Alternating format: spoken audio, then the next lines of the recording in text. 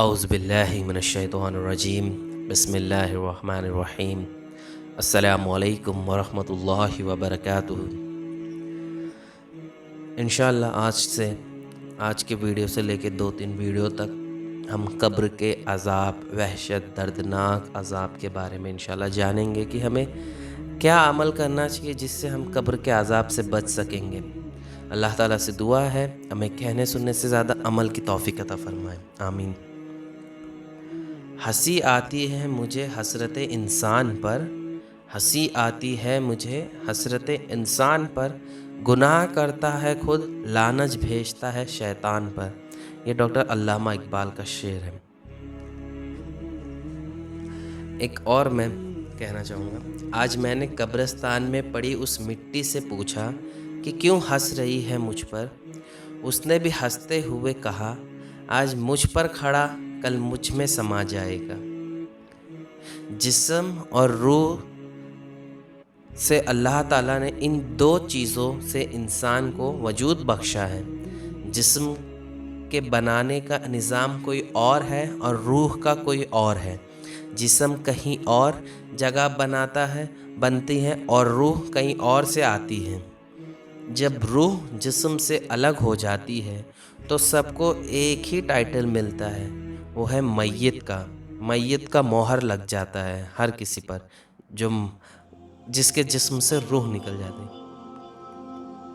روح نکلتی ہے تب جسم کا سب چیز موجود ہوتی ہے، لیکن لوگ سوچتے ہیں کہ یہ بولتا کیوں نہیں، چلتا کیوں نہیں، کچھ موومنٹ کیوں نہیں کرتا، کیونکہ وہ مر گیا ہے، مردہ ہو گیا۔ وہ روح جو مین چیز ہے وہ نہیں رہی۔ روح ہمارے جسم کے اصل ہے، اس کو نکال دو تو جانور کو بھی پتہ چل جاتا ہے کہ اب یہ بے جان ہے۔ چیٹیاں، کیڑے مکوڑے اسے کھانے لگ جاتے ہیں، جانور بھی کھانے لگ جاتے ہیں۔ روح انسان کے اندر ایک چلتا ہوا زندگی کا کارواں ہے۔ اس سے جب اللہ واپس بلاتا ہے تو جسم مردہ پڑ جاتا ہے۔ موت کے وقت 2 کیفیت ہوتی ہے کہ ان کے رگ رگ میں پھنستی ہے، اور روح جب نکالتے ہیں تو رگ رگ میں جس کو مشکل ہوتی ہے، جس کے عذاب ہوتے ہیں، جس کے اوپر اس کے جو روح نکالتے ہیں نا، تو اس کے ہر ایک رگ میں پھنستی ہے، اس کو اتنی دردناک طریقے سے نکالا جاتا ہے، تو ہر رگ میں پھنستی ہے کہ مت نکالو۔ اور پھر ایک چیز یاد آ رہی، کہیں سنا تھا میں کہ کاش کہ تم دیکھ سکتے وہ منظر جب کہ اللہ کے موت کے فرشتے جب نافرمانوں کے روح نکالتے ہوتے ہیں تو ان کے منہ پر بھی مارتے ہیں اور ان کے پیٹھ کمر پر بھی مارتے ہیں۔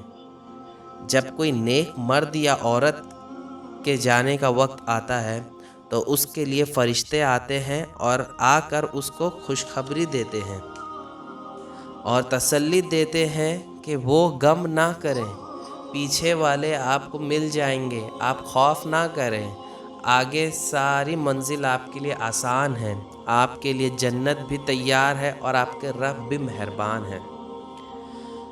ایک واقعہ یاد آتا ہے میرے کو، غالباً نام تو یاد نہیں ہے، لیکن شاید رابعہ بصری کا ہے۔ جب ان کا موت کا وقت قریب آیا تو انہوں نے اپنے باندی سے کہا کہ جب میرا انتقال ہو جائے تو مجھے کفن پہنانا وہ جو میں تہجد کے وقت پہنتی تھی، اور میرا جنازہ رات میں ہی مجھے رات میں ہی دفن کرنا اور پھر صبح لوگوں کو اطلاع کر دینا۔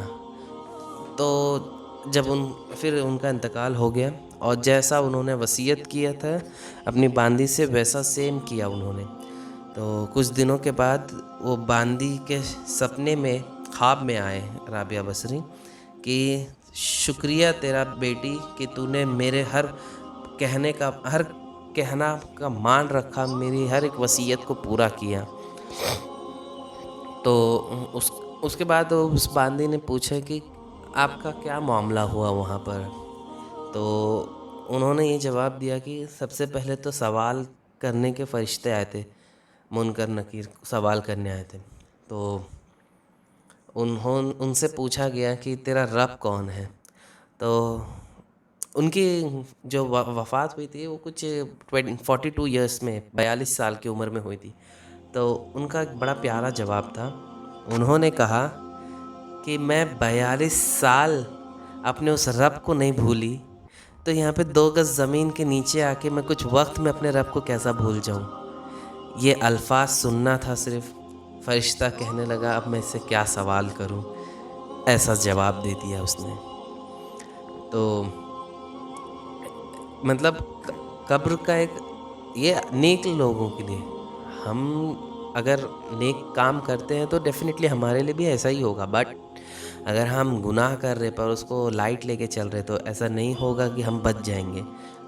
جنت میں تو جانا ہے ہی کیسا بھی، وہ ڈائریکٹ ایسا. جیسے ایک ایگزامپل لے لیجیے، جیسے کہ ہم اسکول میں جاتے ہیں، پاس ہو گئے تو ڈائریکٹ ہم نیکسٹ کلاس میں چلے جاتے ہیں، لیکن اگر فیل ہو گئے تو ہمیں پروموٹ کرتے ہیں. پروموٹ کرنے کے لیے کوئی نہ کوئی پرابلم کریٹ ہوتی ہے، چاہے ایگزام لکھواتے ہوں گے، چاہے کچھ نہ کچھ تو بھی کرتے ہیں. تو ویسا ہی آپ جنت میں جائیں گے، اس میں نو ڈاؤٹ ایٹ آل، کچھ شک و شبہ نہیں اس میں. لیکن آپ سیدھا جائیں گے تو آپ کے لیے بہت زیادہ آسانی ہوگی. منزل تو تیری یہی تھی قبرستان، منزل تو تیری یہی تھی، بس زندگی گزر گئی آتے آتے. کیا ملا تجھے اس دنیا سے، اپنوں نے ہی دفنا دیا تجھے جاتے جاتے. اللہ تعالیٰ سے دعا ہے ہمیں کہنے سننے سے زیادہ عمل کی توفیق عطا فرمائے. آمین. السلام علیکم.